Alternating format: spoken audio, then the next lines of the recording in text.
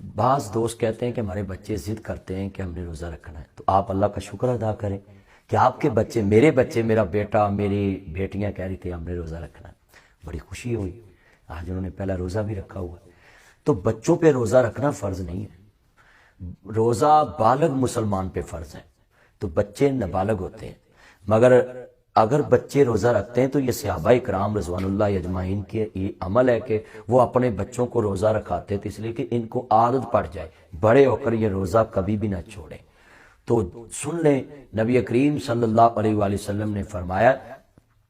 کہ جان بوجھ کے جو روزہ چھوڑ دیتا ہے، اگر وہ ساری زندگی بھی روزے رکھے تو رمضان کے ایک روزے کے اجر کو نہیں پہنچ سکتا۔ تو میری حضور کی امت والو، آپ کو کیا ہو گیا ہے؟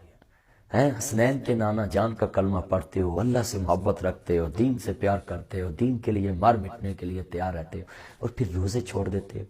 تو بڑی خوشی کی بات ہے کہ آپ اپنے بچوں کو بھی ساتھ سحری میں بٹھائیں، افطاری میں بٹھائیں۔ مسجدوں والوں کو بھی پیغام ہے، پوری دنیا کو پیغام ہے کہ مسجدوں میں بچے روزہ کھولنے آئیں تو ان کو پیار سے ہر چیز دیا کریں۔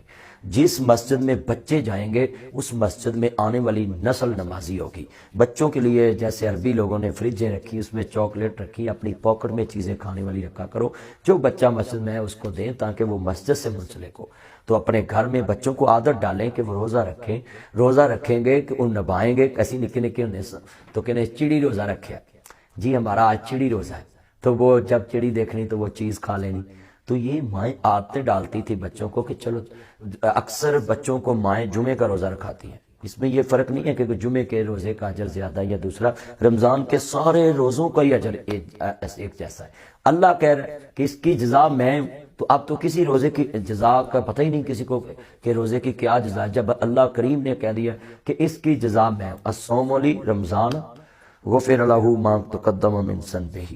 تو رمضان کا جو روزہ ہے، میرے جتنے چند مکھن ملائی نوٹ کر لیں، اس کی جزا اللہ ہے۔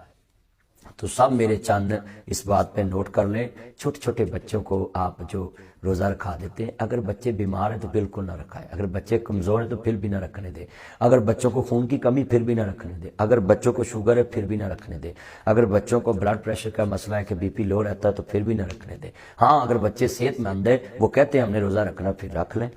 تو پھر شام کو بچوں کو اچھا کھانا کھلائیں، دودھ پلائیں تاکہ ان کو ویکنس بھی نہ ہو، تو سحری بھی ساتھ ان کو پیٹ بھر کے کھلائیں تاکہ بچہ جو ہے نا سارا دن پھر پریشان نہ ہو۔ بچے تو بچے ہی ہوتے ہیں، اس لیے دیکھیں کتنا خوبصورت سوال ہے کہ بچہ روزہ رکھ سکتا ہے، تو بچے کو روزہ رکھنا چاہیے، مگر بچے پہ روزہ فرض نہیں ہے، جیسے بچے پہ نماز فرض نہیں، مگر کہا 7 سال کے بچے کو نماز کا حکم دے، پھر اس کے بعد ڈانٹ کے بھی مسجد میں لے کے جائے۔ تو یہ اسلام کتنا خوبصورت مذہب ہے کہ اپنے بچوں کو دین سکھانے میں آپ ہچکچاہٹ محسوس نہ کیا کریں۔